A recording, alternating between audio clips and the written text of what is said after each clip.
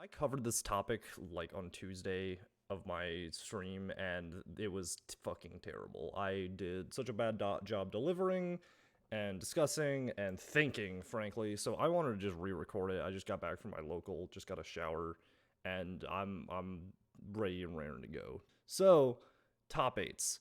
Top eights are a part of every major. This is something that is partitioned pretty cleanly from the rest of the bracket. Because it happens at every event, this is a very fundamental part and very probably the most well-developed portion of bracketology ever. Everyone does it, everyone runs the same system, but there's very little explanation as to why it's in the order that it is. So looking at top eights, top eights, as with any portion of a bracket that you have where you're starting it solely like top 64 and you have all of the spots filled out, or the very beginning of a bracket when all of your attendees are there. Same thing with top eights. All of your matches are ready and raring to go, and you have the most control over how you run this. This is by far the most formulaic part of your bracket. 6 losers matches and 4 winners matches. Let's assume there is no reset in grand finals. This means that pretty functionally and obviously for a major, you want to start with your losers matches. You want to start with your losers sevenths. So in this case, Hacks and Shroom, none, and Fiction. From there, you want to, and seems a little bit contradictory, you want to minimize the amount of time between sets to avoid icing out your players, while also giving them some amount of time to think about their next set. Because this is a top 8, this is by far the hardest part of their bracket, like bar none. The closest sets, they're almost always best of 5. So you're playing long, grueling sets, and you need to give players a amount of time to think out game plans and prepare for those brackets, right? So starting with losers sevenths allows you to then rotate over to winners semis. And then you flip-flop back and forth between losers, winners, losers quarters, winners finals, so on and so forth until your bracket is done. And this flip-flopping allows you to give your players in winners a break, your players in losers a break to sit and wait and think about their next match. It also takes a little bit of presence of mind when you're running a major to ensure that your players from winner semis that lose don't have to play a back-to-back match in losers quarters. So in this case, let's say let's say we run our losers sevenths, Hungrybox Zane plays, and then Mango Leffen play, and Leffen loses. You don't want Leffen to back-to-back have to play against Hacks in losers. You want to instead run the Hungrybox and Fiction set. This gives said player time to wait, think, develop. And at a top level, I don't think I can stress how important that is. Top level players have to put so much thought and methodology into the gameplay. It's a must, frankly. While also not icing them out, because icing out your players is one of the most disrespectful things you can do to them. So yes, you alternate this from 7 semis, losers quarters final, winners finals, losers semis, losers finals, grands. It's very important, obviously, then, as I said, you have 6 losers matches run 4 winners. You don't want to run your winners semis matches first, because then you're running losers round 1, winners finals, and then your winner side grands is then sitting for both your losers quarter sets, losers semis, and losers finals, which can easily take up to an hour and a half to 2 hours of a major with all the ads you're running.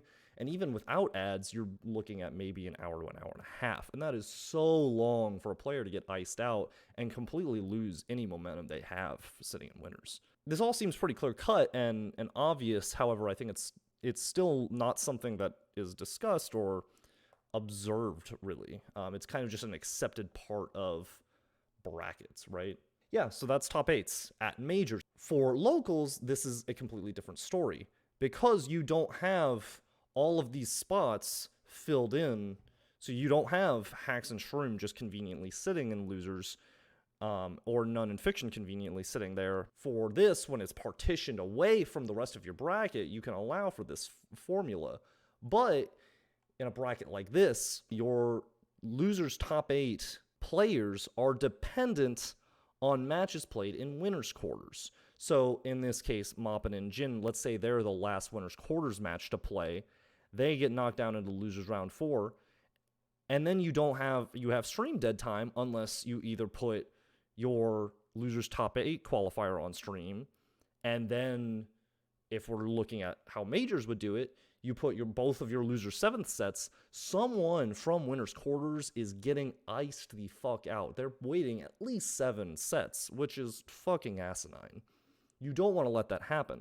So at a local level, you instead would want to run all of your winners quarter sets on mainstream, and then you run a winner semi set on main, and have losers, both of your loser sevenths play out as the semi set is going on. And this shows that your bracket is continuing to run.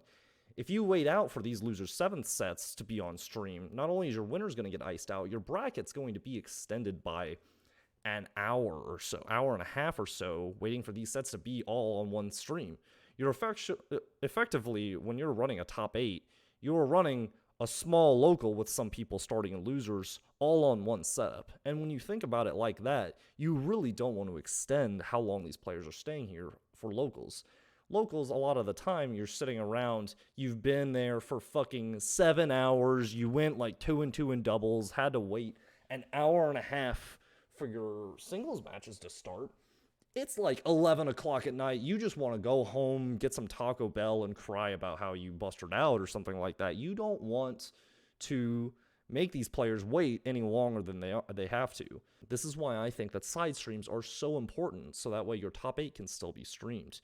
Put both of your losers sevenths matches on a side stream, one after the other or whatever, then run winners semis back-to-back on main, and that gives you the opportunity to give your winners semis players a break before winners finals, run both of your losers quarters matches on mainstream, progress into winners finals, progress into losers semis, losers finals, grands. And it's still formulaic if you control your bracket to be so. And I think that there's a lot to be said for how a person controls their bracket up to this point, because sometimes this isn't feasible. I've seen events that have winners finals done and losers sevenths isn't even done, which is a huge problem because the person sitting in winner's side is just, what's he doing?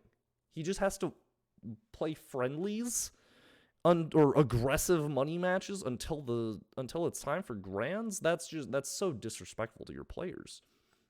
But instead, metering out the cadence of your bracket is so important at this point. Yeah, so there is a pretty significant difference between top 8 at a local level and then top 8 at major, just because top 8s at majors are more of a spectacle. You expect all of these fantastic sets to be on mainstream.